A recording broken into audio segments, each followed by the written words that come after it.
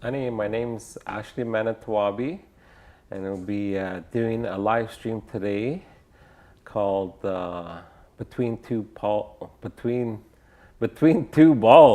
Oh my, I got some tongue twisters happening here, so get ready for this one, everybody.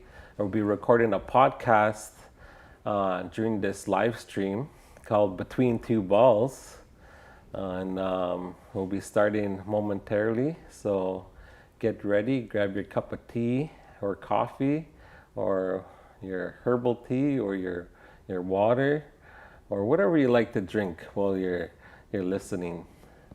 So I just want to mention that we're doing these podcasts for the 6 Foot Festival, and part of it is we have all our guest artists that I'll be interviewing. So that's the goal for these podcasts.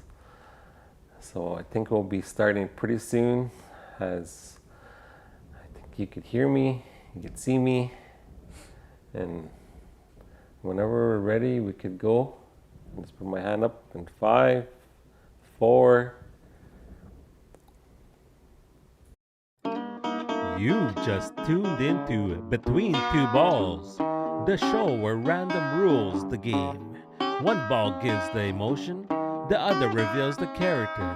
Imagine being a joyful little robot, sad like a superhero, or angry like a pirate. Arr! Two draws, infinity stories. This is the only show that's powered by bingo balls, and anything can happen.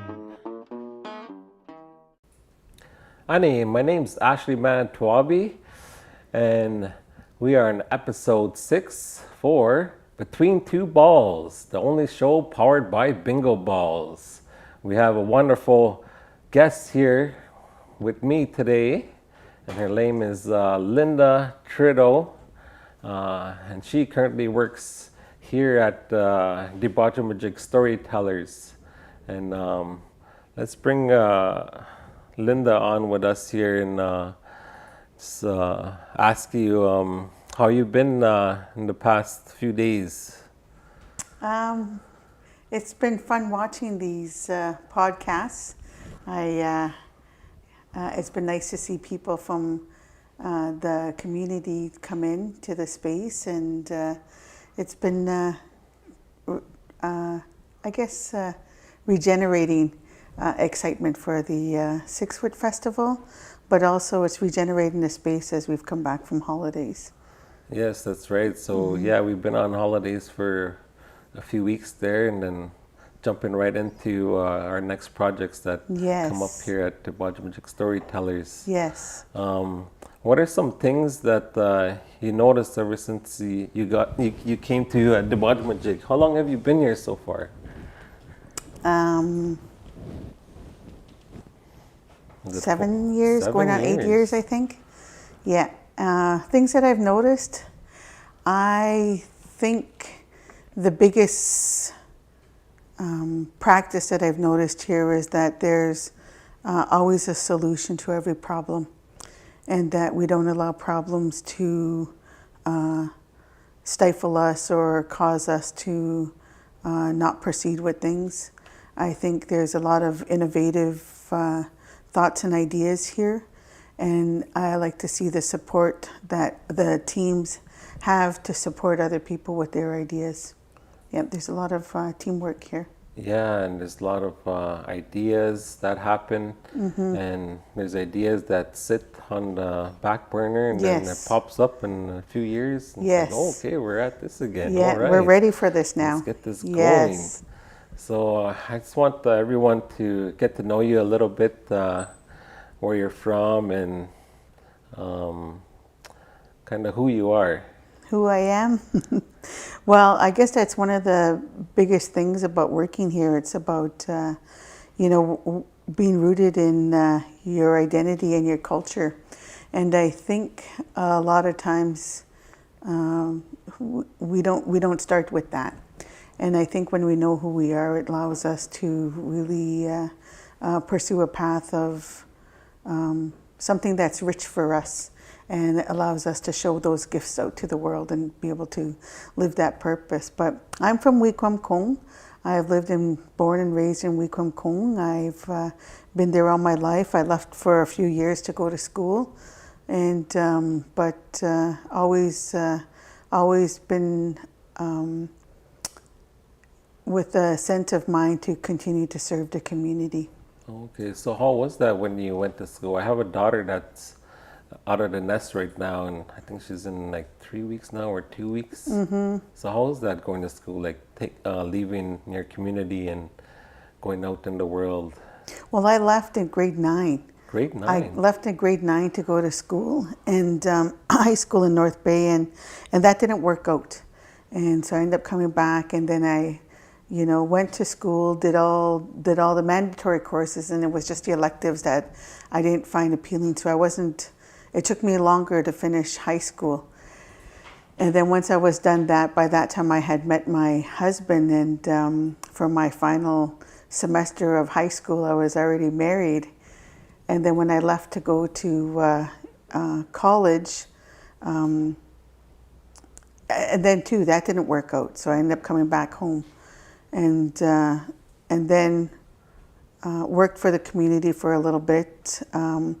Found that I was trusted with a lot of responsibility, but my compensation wasn't the same as even casual workers. So I thought I better go back to school and to ensure that people aren't mitigating what, or abusing my ability to be trusted. So I went back to school and got a college diploma from Cambrian College. And then I left to go to school at East Coast. And then that didn't work out. My doctor sent me home. During that period of time, I was diagnosed with, when I was in college, I was diagnosed with rheumatoid arthritis. So it was like coming up with a disease management plan, finished school, was pregnant with my son, moved out to the East Coast, and the doctor sent me home. So I had to come back home, and then after that, I had to come up with a lot of recovery because I wasn't on a disease management plan, and then my body had gone through changes being a mother, and then I had to go through surgery and get knee replacements and stuff like that. So anyways, when I finished all of that, I went to university in the U.S. and had earned a degree. Came back and served my community, and then got a chance to go back out to the East Coast to go to school for a certificate program. So I did that. Came back and served my community and wanted to pursue, I guess going to the East Coast and having my certificate was a chance that I really come to value who I was as a Anishinaabe, and recognize that if I could feel like this, sorry, I didn't mean to touch the mic. If I can feel like this as Anishinaabe, and I felt so proud, and I thought, what amazing possibilities that exist if everybody in my community felt like this. It was really, really powerful. And so when I had another chance to go to school, I wanted to go to school.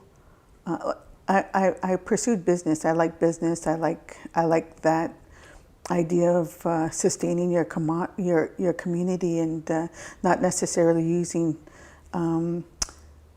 monetary commodities, but there's other components like bartering and all those other kinds, but I didn't want it to be at the expense of the environment. And so when I was going to school, a lot of it was industry based, so I wanted to pursue something that was more sustainable and broaden that where my passion was going in terms of making sure I didn't compromise the environment. And so I got a master's degree in environment and business.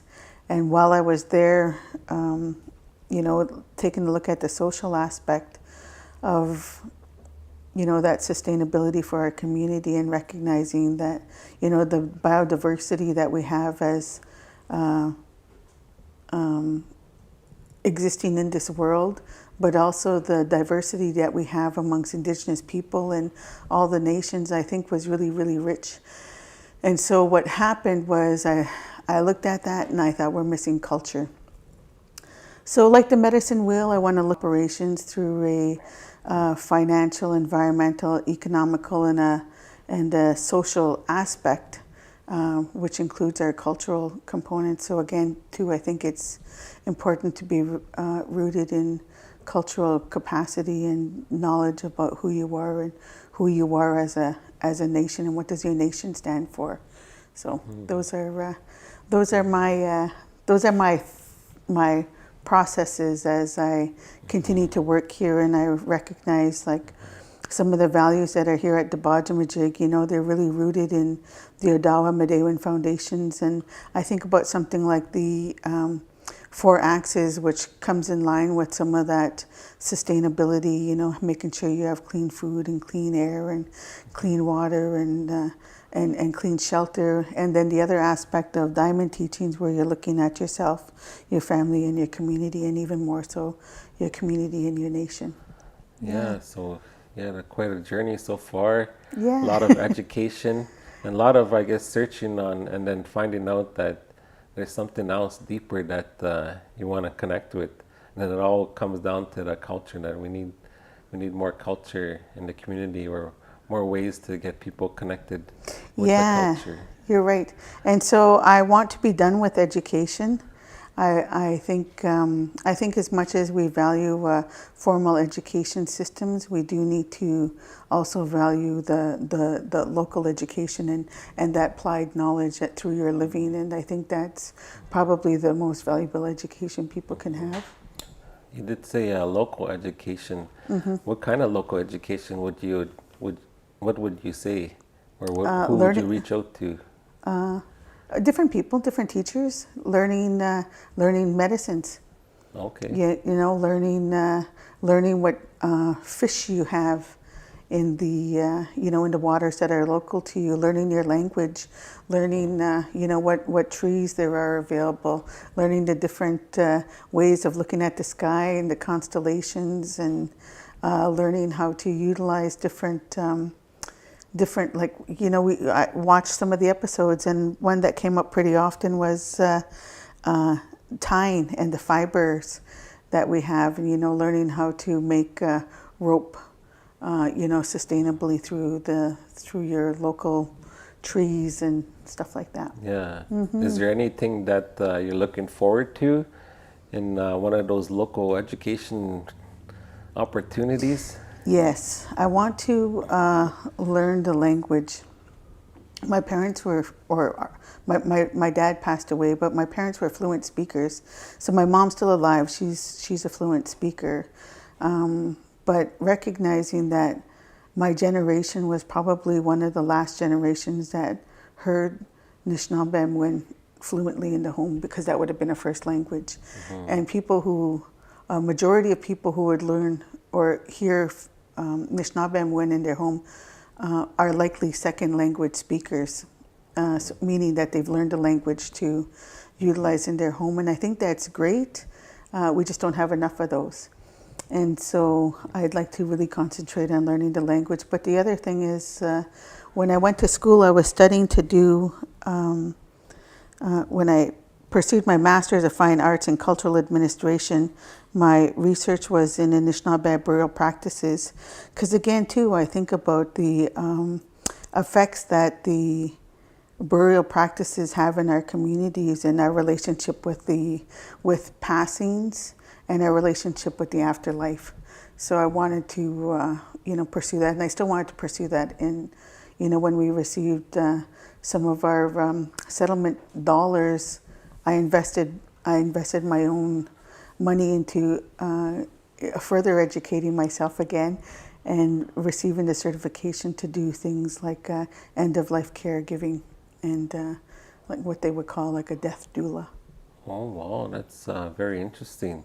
How far these different parts of living that I don't really think about. Like, I don't really think about that. Like, I see that, where I think right now, like, I kind of stay away from wakes and things like that, because I see community relatives passing, and if they're really, really, really close to me, then I would go. But like if I know them, then it's like, yeah, I'm still at the stage where I have, I guess, experienced my little toddlers. So I was always taught to just stay away from death, I guess, with your toddlers, where don't really go there. So kind of one of the teachings I was taught. So I think that still stuck with me. I still have toddlers. I think I have a son that's going to be having a 6th birthday pretty soon. So yeah, so we just had a rabbit that passed away.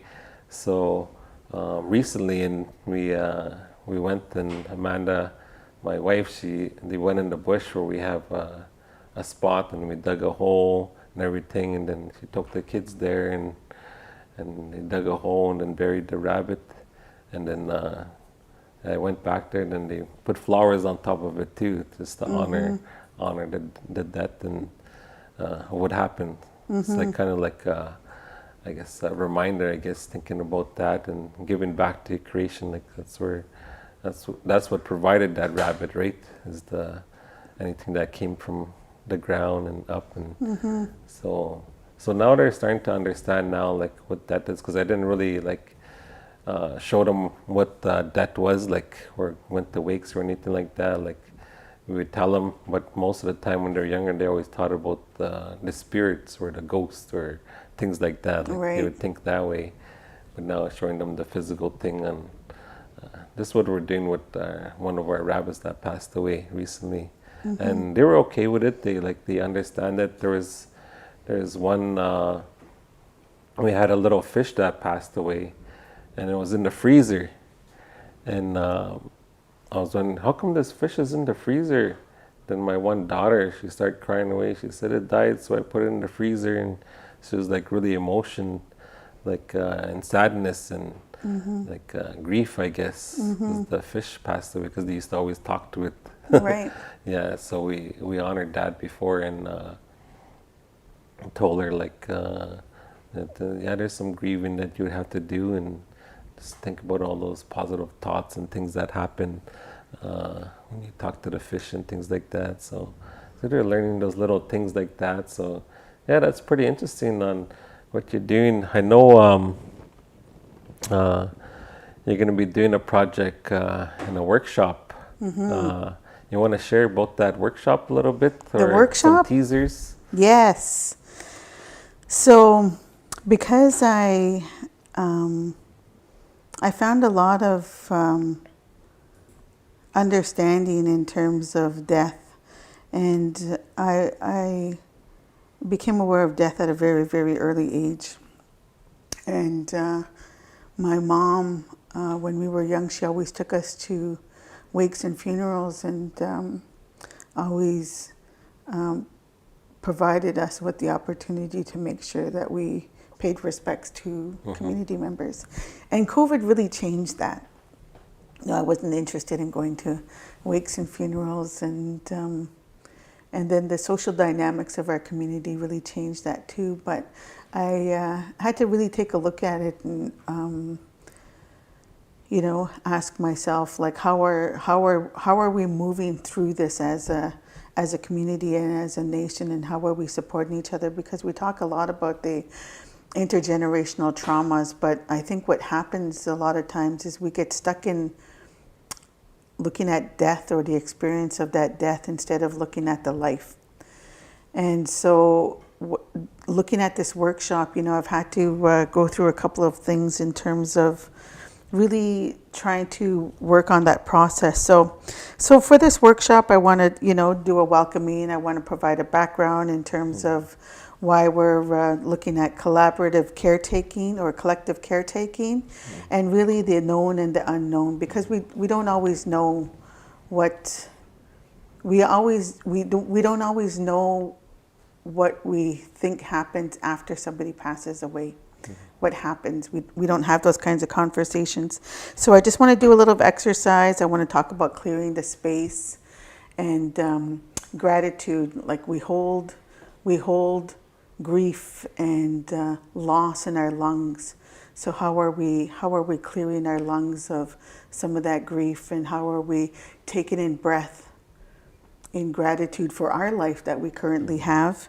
And then I want to do teaching about cedar bathing, and then an exercise, and I have it here. And so this is a fingerprint. It's just a fingerprint from online, but I want to get people to do their own fingerprints. And so this is a story I wrote. I wrote to a little boy that I had a relationship with, and this little boy had passed away. But what I wanted to remember how I felt with him, and furthermore how he touched me. So this fingerprint was representation of how he touched me. Oh, okay, so it's like a on a whole piece of paper, and there's like a map of your. Is that your fingerprint or? No, it's just a digital one. Oh, a digital fingerprint that's on there, and then you have words. Yeah, I have a story lines. about how he touched me, and I remember my memory with him. And I'm going to. Sorry, I don't mean to touch the mic again. I want to ask people to think about a joyous experience with someone who has passed away. It doesn't have to be long like this, not at all. But the other thing is that I also want to demonstrate that love knows no bounds. Whether that person is here or not, you can still continue to love somebody, and you can still continue to feel the love of somebody from the afterlife to here. So love knows no bounds, and that not only did you touch, somebody touched you, you also touched somebody else. So that's where this fingerprint comes in. Oh, that's pretty interesting. Kind of looking forward to that. I think it's something that I guess with my experience is, I do think about people, and you think about them even when you're physically either cooking or you're at an event that reminds them of someone, or a smell or taste, usually senses. Or just being around someone that was close to them too, then you're thinking about that person also. So that's kind of getting those reminders, I guess, and acknowledging those, and just being thankful that they crossed my path, I guess. Yes. Yeah. So that's pretty good. So what do you think about doing this for an audience? Do you think it'll be easy for them, or hard, or? Well, I think when this particular one is rooted in joy, then it should be easy. Okay. It should be easy because I'm asking you to think of a joyous experience, a communal joyous experience with somebody. So that again too, that you know that you've touched their lives and they've touched yours. So it's like a love letter to that time, but it's also a love letter to you. Yeah. So you're kind of re-emphasizing it with yourself, to acknowledge yourself that it's okay to do this. It's okay to show that love still, and love never ends. That's right. Knows no bounds. There go ends. Yeah. So we're gonna start. Thank you for sharing all that. By the way, I think it's something new. It's something that I haven't really tried before, and I think it's something that people are gonna look forward to. And I think I'm gonna look forward to it also. Yeah. It's I think those exercises where you're kind of acknowledging things, it's I think it helps even when you write it down, right? Like a physical thing like that kind of like puts the action into what you're actually doing. You're physically using part of your body to get that happening. Right. Yeah. So we're gonna start now with our special segment, Between Two Balls.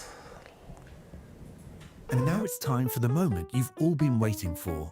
Between two balls. Here's how it works.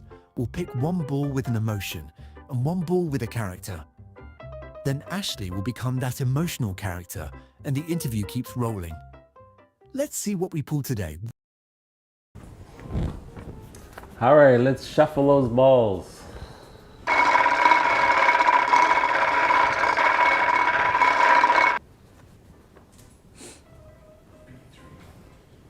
B3. Be B3 falls under the emotion proud. proud.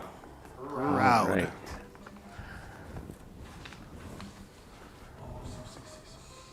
O66. 66. O66 falls under the character owl. A proud owl.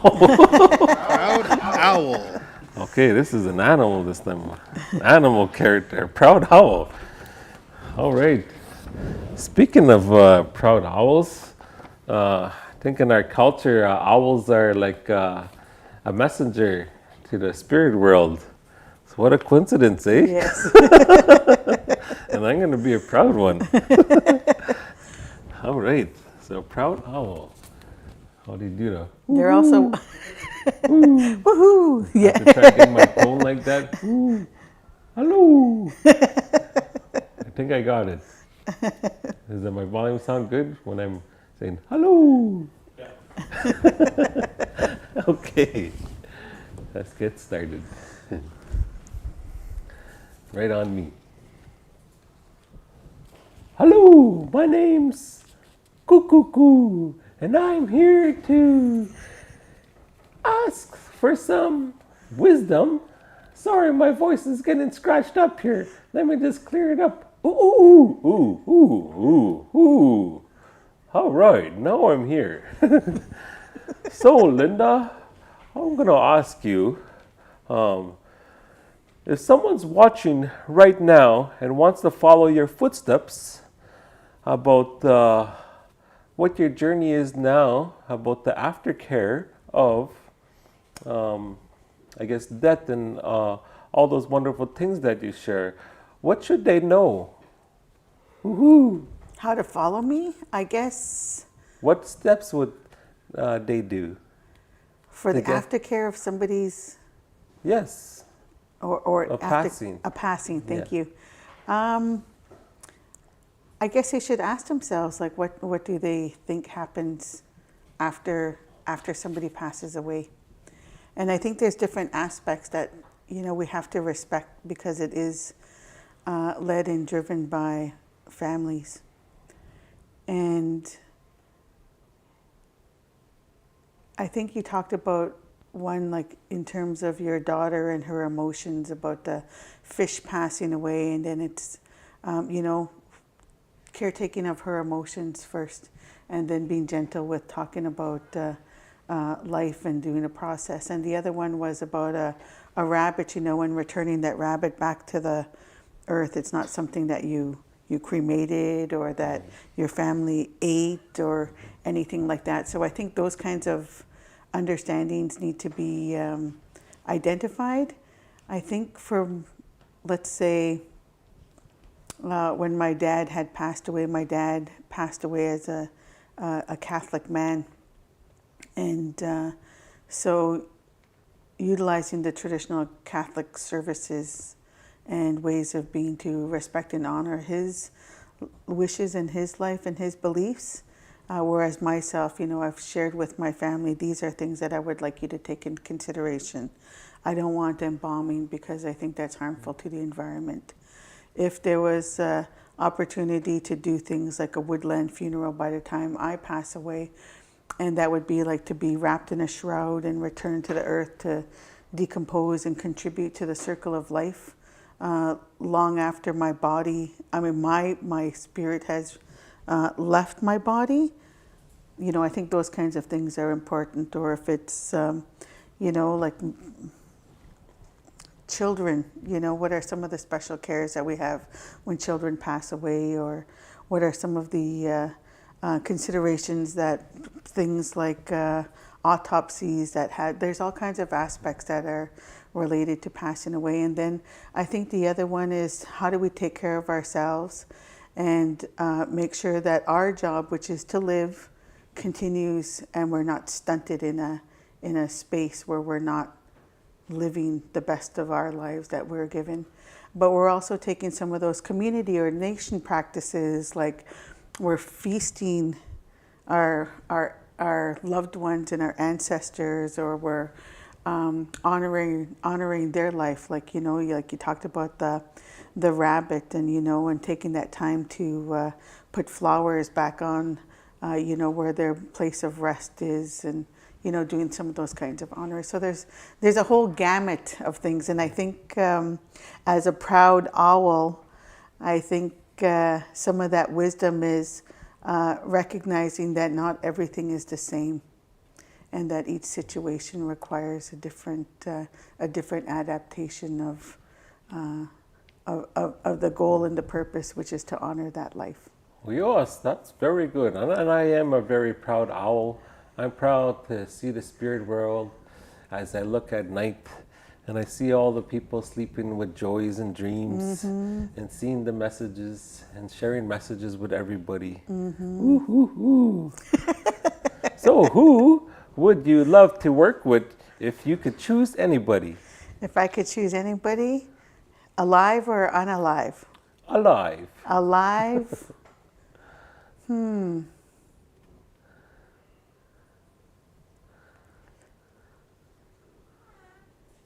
You could pick two if you want.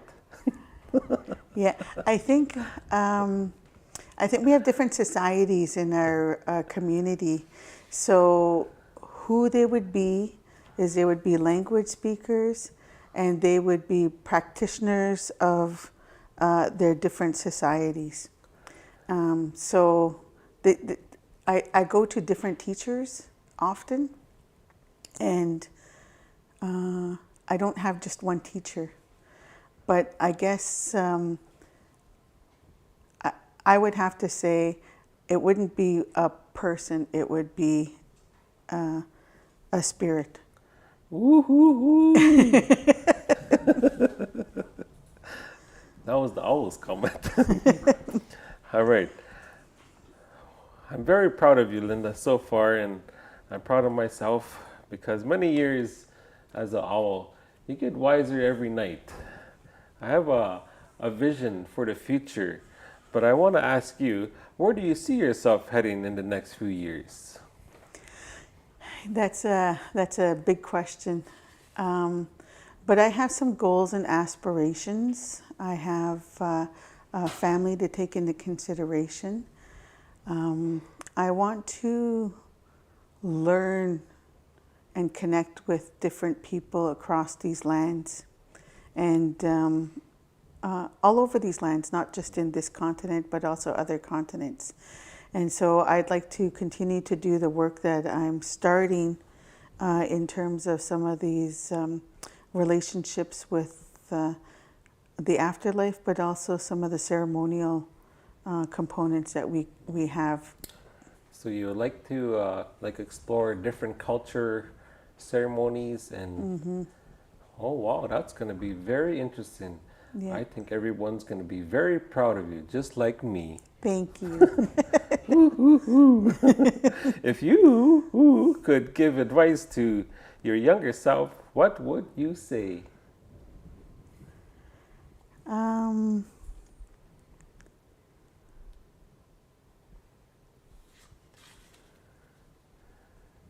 I know me, I say a lot of different things to myself because every morning I like to blink with one eye, and at night I blink with the other, and I'm very proud of that.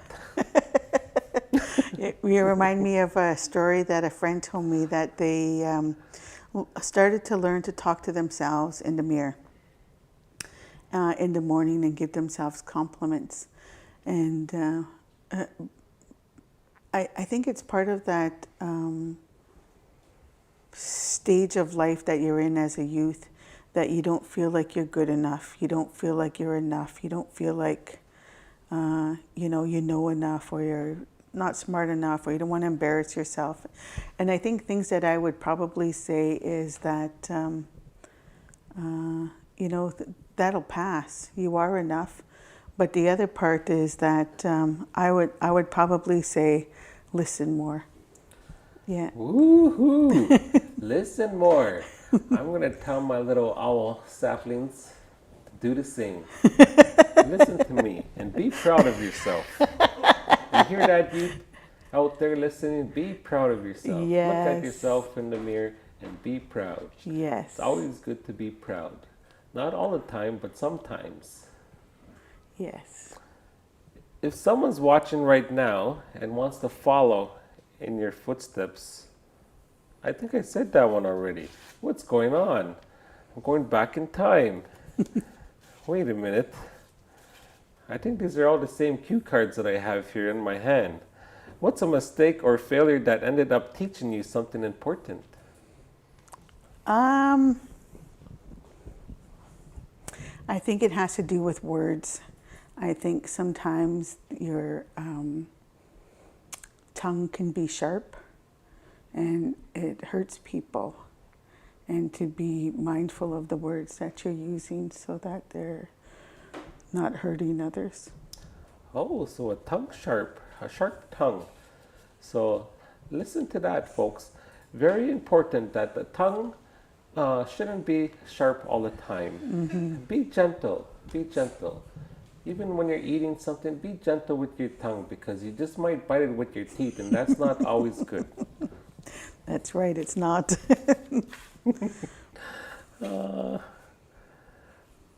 This is my favorite one of all. Motivation. I love to motivate myself every time I see a mouse. And I capture it with my mouth and I eat it and I celebrate that life of that mouse because it's going to give me another day and another night to live. What keeps you going on the hard days? The experience. The hard days don't last. The hard days don't last. Yeah. That's all you need to know, folks. The hard days don't last. That's The right. best experience and what was I gonna say? I got some mind blockages here. It must be not my time of day as it's during the day and I'm Yes. still a little drowsy, but I'm here with you today because I'm proud to be here beside you at this very moment. So tell me, how did you first get into the work? I think I asked you that previously before this segment. Hold on. What's something about you that would surprise people?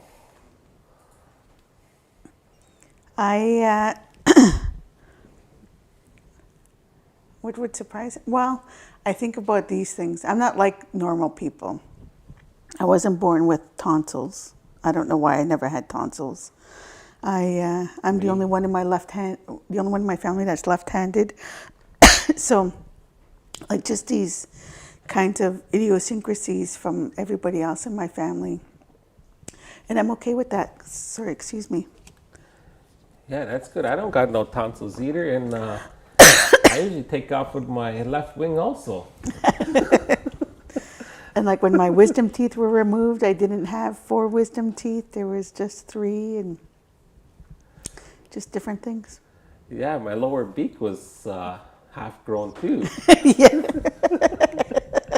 I just like to thank you, Lynda. I'm very proud of you, and I'm proud of myself. And thank you for joining us with Between Two Balls. I have a question. Yes. So, this segment of Between Two Balls, when do you have the chance to be interviewed? Anytime, anywhere. Okay. Just send an email to a.manitwabi@thedebauge.ca. Let's try something now. Can we try something now? Okay. But first, let's get the bingo balls going. Yes. Because Lynda wants to participate. You want to use the cue Yeah, cards sure. too? Okay, so we have Lynda who's going to take on the emotion and character. This is a bonus feature for everyone. Thank you for tuning in. You're getting a special treat here today. So let's reset that bingo machine.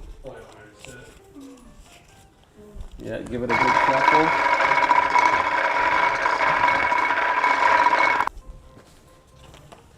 All right.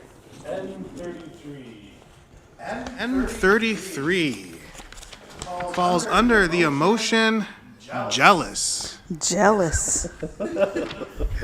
Jealous. Okay. B14 falls under the character robot. Jealous robot. A jealous robot. Okay.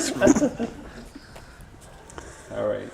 So, in this part bonus feature, we have Lynda, who's going to be doing the emotion jealous and the character robot. And she's going to ask me questions because I am also an artist with the 6 Foot Festival also. So, she'll ask me a little bit of questions and then I'll respond accordingly to the jealous robot. Take it to Lynda. Ani Boujou. Okay, so I wish I remembered what the robot that was called that came to our community, and he was people had to use their generosity and help travel him across the community. And I remember his name was something like Ironwood, like Biopkok or something like that. But I wish I remembered. But today I'm going to welcome you, Ashley, and I have a name, 6955. I am a robot. I am happy to see you here today at the Baja Majeg Storytellers, Ashley. Hello. So I forgot your number already. Sorry. Based on your artist installation, what can you tell me that is advice to yourself for this to be successful?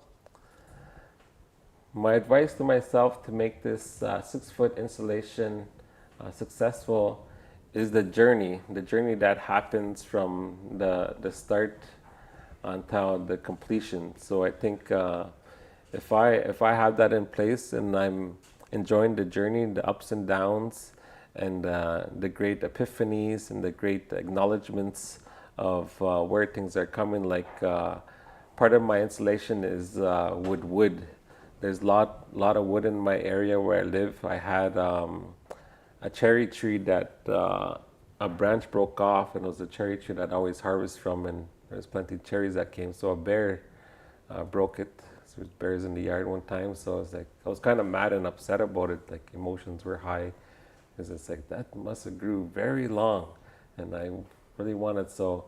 And then seeing trees fall down from a big storm this past summer, almost like a tornado, and then landing in my garden right on my potatoes, and then my emotions were high too. So I was starting to like have these strong emotions because these trees are falling down here and there because of natural disasters and animals and just everything, I guess. So I said, So how come you're having all of these experiences with these challenges with weather in the environment at your place?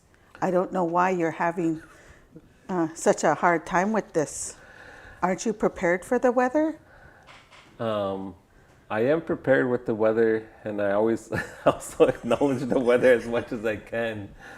But I did come to the conclusion that I don't need to put emotions in it. And after I acknowledged that, I kind of had a different emotion of feeling sorry for them. It's like, okay, usually what I would do is I would just like cut it up and then put it in the fire for firewood for a campfire and roast hot dogs and marshmallows, s'mores, you name it, we got it. And then I was thinking, well, I kind of want to acknowledge these now after going through all those emotions and thinking, feeling sorry for them. I want to acknowledge these trees. Someone planted that trees, that one that fell out in the garden, the potato patch. So do you have any ideas on how to use some kind of materials outside of the environment? Because like me, I am metal. Yes. Why don't I hear more about how metal contributes to some of your inspiration? Well, I actually do. Speaking about it, I use 4 pounds of 1.5-inch screws. So hopefully that satisfies you a little bit. Because I have to make a frame. The original idea is to use epoxy, but it costs too much, and I know metal costs too much too. So, and a lot of stuff costs too much, especially metal and thin and yeah, things like that. So is that means, what I understand is it's not going to be as valuable? It's actually going to be invaluable in the perspective of people that value metal. I'm trying to be jealous here. So. Yeah, you're doing a good job. I like the tension. So Ashley, can you tell me when you are done this exhibit, what do you think will be the biggest challenge that you will be able to look back on? The biggest challenge that I'll look on is time. Not sure if you know about time, but time is important in my life right now. What does that mean? Yeah, time is, if you're thinking about memory in the context of a robot, if you only have 40 gigabytes a day, I think I'm doing 45. So where do I get extra gigabytes? I want more than him. Okay, thank you, Ashley. I didn't get to have the opportunity for people to hear much more about your installation and the work that you are doing to provide that. And I hope that we have another opportunity for you to share with all of our wonderful audience in our community the work that you are doing for the 6 Foot Festival. Yes, and I'm also doing a workshop. It's board art, it's called, and it's based off teachings. So I'm using teachings in this installation based on watching nature and learning from it. So I'm going to be boiling it down to specific nature items, what's around, and giving them the opportunity to explore that also. Very good. And I hope when you're doing that you don't have jealous robots around. That was hard. That was hard to be a jealous robot. Well, thank you, Lynda. Yes. That was actually really good. I would say if you really enjoyed that, give a heart there or a like or follow or share this with everyone and put that time code in there because I think she's really good at doing that. She has a good robot brain. But let's just kind of recap on what we've shared on the many things that you're doing, your journey so far in life and where you want to go. I think it's always interesting to hear people's stories and where they're going. It gives you an uplift to people. I think it gives you like a more like connection, a more interaction, and gets to know you, and you feel more. I guess, I don't know, I feel more humble or I feel more relaxed and things like that. Mm-hmm. For the 6 Foot Festival, I'm also doing an installation. And so coming here, I have a fingerprint or a print already that's available for people to see. But the installation that I'm doing, I had to go back and go to a place where I wanted to hear what the Earth's language was and how am I hearing the Earth's language. And for me, it made sense to go to a place where I knew that there was ancient knowledge or an ancient experience, such as, being around camp where alvars are and there's like exposed limestones, and knowing that these are like from the last ice age of, 500 million of years ago, and that there's sandhill cranes that are one of the oldest creatures on Earth. There's dragonflies that are around that again too are one of the oldest creatures on Earth, and taking the time to look at that and look at some of the fauna that's around and the flora, these small juniper bushes, and taking the time to really recognize that when the Earth speaks, it speaks in a very old language. And so the installation that I am doing is it encompasses that. You know, how do we have our environment and the earth? How is it speaking to us? So when I went to school in New Mexico, you know, and visiting some of the neighboring communities and learning from them and seeing some of their ceremonies where they, you know, they go into the earth for their ceremony, and so that they're returning to the earth, and then when they're done ceremony, they come out of the earth into this world. So trying to translate some of that type of messaging and thought process in terms of this installation that I'm doing at the earth. How is the earth speaking to me, but also how am I speaking for the earth? And so while you're inside my installation, that, you know, you're invited to sit down and just be at peace and you know, see or smell some of the things that are natural and feel some of the fibers that the earth has, and take some time to immerse yourself and envelope yourself in being connected to your mother, the original mother, who is over millions of years old. And, you know, having that time and that space to just be and value who you are. And then when you're coming out back into this world that we have here today. So that's what my exhibition, and I don't have like a picture of that because it exists all around us. Okay. Yeah. Awesome. Chimigwech. Yes. It's a little insight there on Lynda's installation and mine. I think some of these things are kind of change for me personally. It kind of changes my kind of thoughts also. Like you're in culture, you're in a society that dictates things. You got in a society that just you naturally become part of it. Either it's the way you think or do things. But challenging myself as an artist to kind of think differently about things, especially when you're thinking about the Earth's language, right? So I want to bring, like what you said, a voice. I want to bring a voice back for these trees that grew and provided for my family for many years. So, and then celebrating that. Yes. It's almost like a death thing too, you know. Yes. They found and they died. And listening to some of these people who have, you know, are going to be coming, I find that there's a lot of value with that in terms of, you know, how are we looking at that whole circle of life?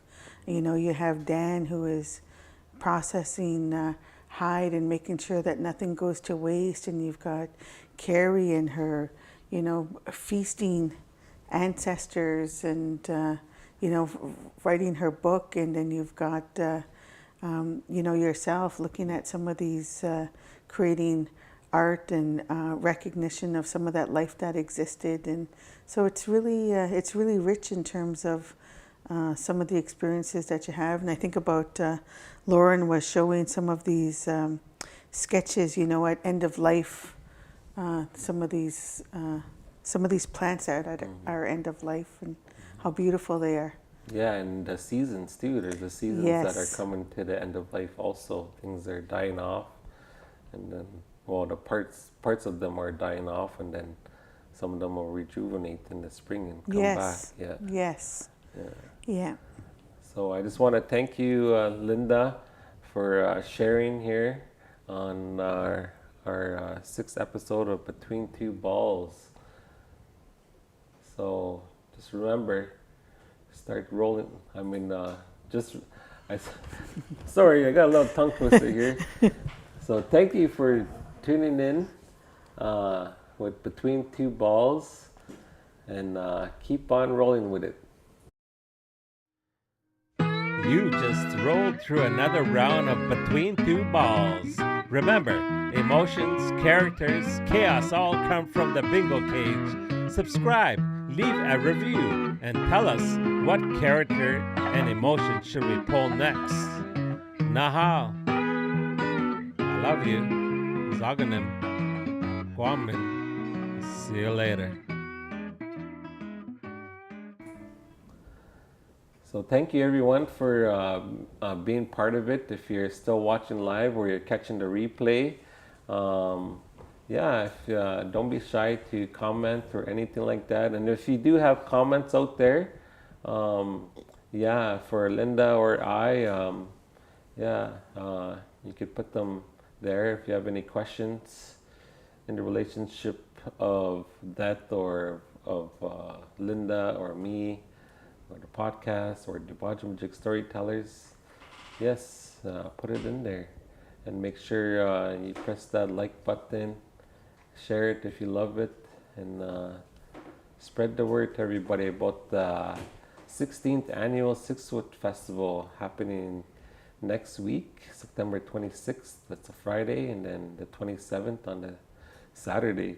So the Friday is going to be 12 hours of artists, installations, performance, workshops, and most importantly, that everyone loves, food to sustain ourselves.